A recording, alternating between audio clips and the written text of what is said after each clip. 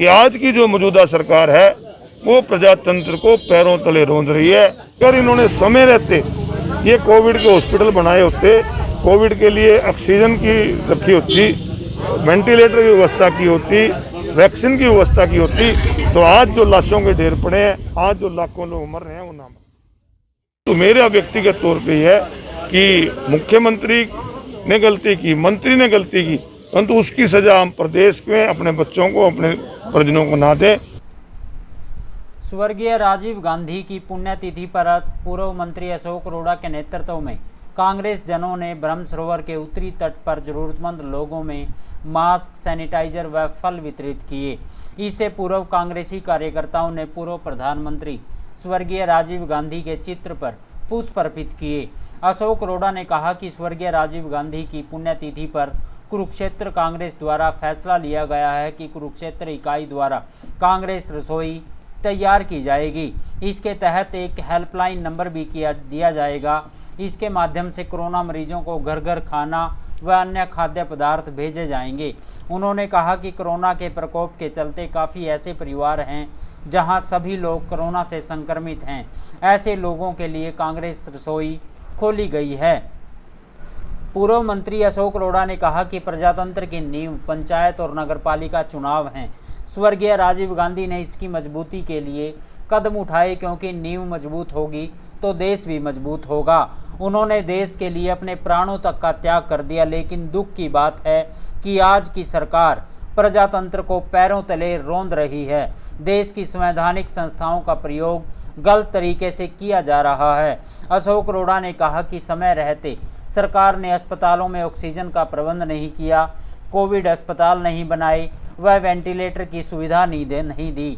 अब हरियाणा सरकार ने जल्दबाजी में अस्थायी कोविड अस्पताल का उद्घाटन तो कर दिया, लेकिन वहां तैयारी मुकम्मल नहीं है। जिस कार्य को सरकार द्वारा पहले किया जाना चाहिए था, उस कार्य को सरकार अब जल्दबाजी में कर रही है। यदि सरकार अस्पतालों में पहले से सुविधा देती तो आज कोरोना के कारण प्रदेश में इतने ज़्यादा लोग नहीं मरते। आज देश के पूर्व प्रधानमंत्री स्वर्गीय राजीव गांधी जी की पुण्यतिथि है, जिन्होंने इस देश के अंदर जो सबसे छोटी इकाई होती है प्रजातंत्र की, उसको मजबूत करने के लिए, परंतु वो व्यक्ति की सोच थी कि प्रजातंत्र तभी मजबूत रह सकता है जब प्रजातंत्र की नींव मजबूत होगी। प्रजातंत्र की नींव पंचायत और म्युनिसिपल चुनाव होते हैं, उनके सुधारों के लिए उन्होंने बहुत काम किया और देश के लिए अपना प्राण तक भी उन लोगों ने त्याग दिए। आज उनको याद करने के लिए हम सभी कांग्रेस पार्टी के कार्यकर्ता इकट्ठे हुए हैं। आज थनेसर विधानसभा क्षेत्र में मास्क बांटने की शुरुआत शुरू की है, जो गांव स्तर तक जाएंगे और लगभग 15-20 हज़ार मास्क हम बांटेंगे। और इसके साथ जो कोविड पेशेंट हैं या उनके साथ हैं, आज LNGP हॉस्पिटल में जाकर कांग्रेस के कार्यकर्ता उनके लिए फल भी वितरण करेंगे, उनकी आत्मिक शांति के लिए।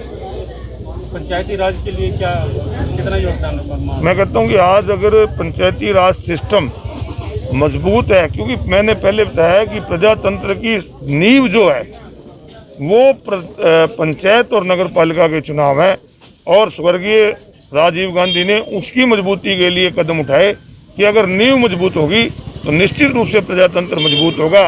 परंतु आज दुख से कहना पड़ता है कि आज की जो मौजूदा सरकार है वो प्रजातंत्र को पैरों तले रौंद रही है।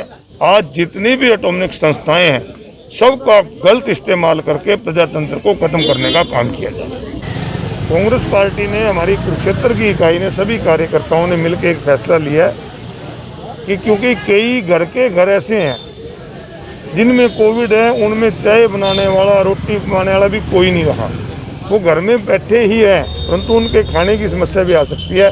तो इसलिए हमने निर्णय लिया है कि कांग्रेस रसोई के नाम से हम एक हेल्पलाइन नंबर जारी करेंगे, जिसके अंदर जिसको भी भोजन की ज़रूरत होगी, चाहे वो दोपहर के भोजन की हो चाहे शाम के भोजन की हो, उस हेल्पलाइन पे नंबर देगा तो उसके घर में भोजन की व्यवस्था कर दी जाएगी।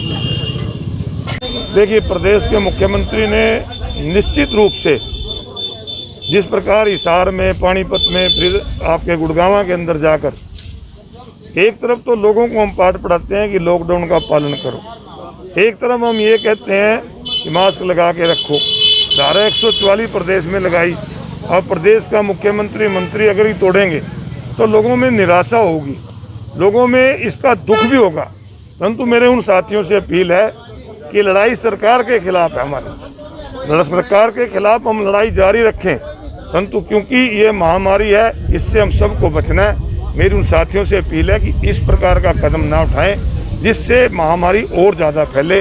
आप अपना विरोध सरकार से हम जारी रखेंगे, हम उस विरोध में किसान के साथ भी हैं, परंतु मेरा व्यक्तिगत तौर पे है कि मुख्यमंत्री ने गलती की, मंत्री ने गलती की, परंतु उसकी सज़ा हम प्रदेश में अपने बच्चों को, अपने परिजनों को ना दें और खुद ही अपना संभाल रखने का काम करें। हॉस्पिटलों का उद्घाटन करा वो पूरे नहीं थे, तैयारी भी में पानी में डूब गए सर, बता ये तो केवल और केवल किस प्रकार से लोगों का ध्यान बांटा जाए, क्योंकि सरकार विफल हो चुकी थी।